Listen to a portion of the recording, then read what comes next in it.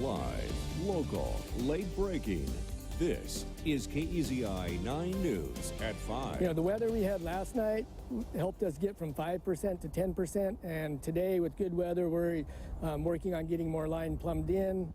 Crews continue to make progress on the Milepost 97 fire, but there is still a lot of work to do. Now, right now, nearly 1,300 crews are trying to get that fire under control. It has already scorched nearly 12,000 acres and done $3 million in damage. And we just got word that drivers should expect delays on I-5 through the fire area tomorrow morning so crews can remove hazardous trees. Thanks for joining us. I'm Renee McCullough. And I'm Matt Templeman. That will happen from 7 until 10 o'clock tomorrow morning. We have team coverage right now, though. Brian Anderson will show us how the smoky skies are affecting neighbors to the south of the fire. Chief Meteorologist Marissa Walzen will let us know if firefighters are going to get a break with the weather. But we begin with Michael Severin, who is live tonight in Canyonville with the very latest. Michael? Yeah, that's right, Matt. Renee, I am in Canyonville, and you can see that smoke rising from just beyond that hill behind me here. It's been like this all day here, and I spoke to one firefighter who is on the ground fighting this fire right now. Demetrius McWillie is from Rogue River and has been fighting the Milepost 97 fire since it first sparked up. I caught up with him and his crew while they were working to protect one home where the owners were forced to evacuate. McWillie says he feels good knowing that he's keeping homes safe and hopes to keep his crew safe as well. Stressed on safety. You know, safety is first, hydration, anything, you know what I'm saying? We do not want our folks and stuff to fall out here. You know, we keep them fed, make sure they're watered up.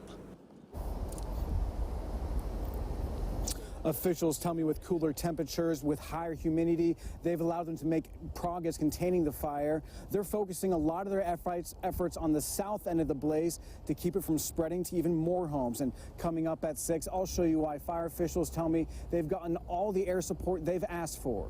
Reporting live in Canyonville, I'm Michael Severin, KEZI 9 News. Well, a lot of neighbors in Azalea and Glendale are on edge, waiting to see if that fire is going to be stopped before it reaches their homes. Now, last night, about 500 people packed into Glendale High School for a community meeting. With winds picking up, the communities have been swallowed by the wildfire smoke. We're packed, we're ready. All it is, put the goats in the back of the truck, put the dogs in the car, and we're gone. Now, on Friday, some neighborhoods were given level 1 evacuation orders. They're now at level 2. 3 homes near the fire are at a level 3 evacuation notice. Now, the smoky conditions you just saw there are taking a toll. There aren't any air quality monitoring stations in Canyonville, but the closest one to the north in Roseburg shows the air quality there is good. Now, to the south, though, in Grants Pass, it is unhealthy. And as KEZI 9 News reporter Brian Anderson shows us, people in Azalea are playing a game of wait and see. Here in Azalea, the wind has been picking up and the air quality is just terrible as this community has been swallowed by this wildfire smoke. I'm smelling a lot of smoke and I've got a lot of ash in my house right now. But, you know, I feel pretty good. They're up on top and there's some roads up there, you know, to break. So they'll be able to work those breaks pretty good. But how long have you lived in the area for? You know, about 20 years.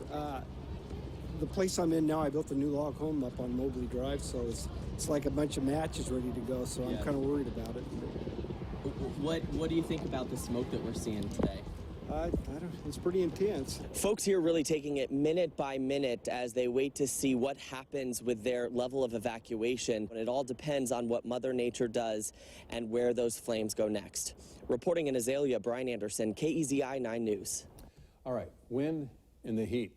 Big factors, and Chief Meteorologist Marissa Walzen joining us now with the forecast. That's right, Matt and Renee. Today we have had some breezy conditions. I do have some good news about the winds. The temperatures not so great, but not terrible. As we first take a look at where the fire is, Milepost 97 fire again just to the west of I-5 there. You can see where that fire again started closer to Canyonville and is slowly working its way farther to the south. Now, if you notice those green lines also moving, those are streamlines of the winds. They're mainly out of the north right now.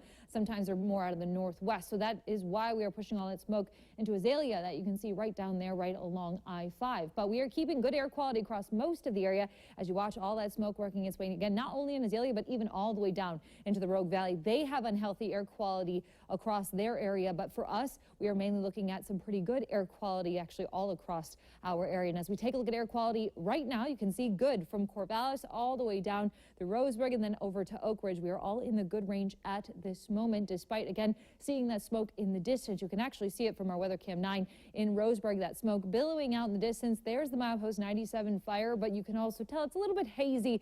But even though it's hazy, air quality is still in the good range for us. Now, it's breezy today, but as we get into tomorrow, we are looking at some lighter winds. Temperatures will be very similar to today. And if you notice, it wasn't too bad outside today. Temperatures are very close to normal. But there are some warm temperatures in our future. I'll have a close look at where exactly they're headed coming up in just a bit. Matt and Renee.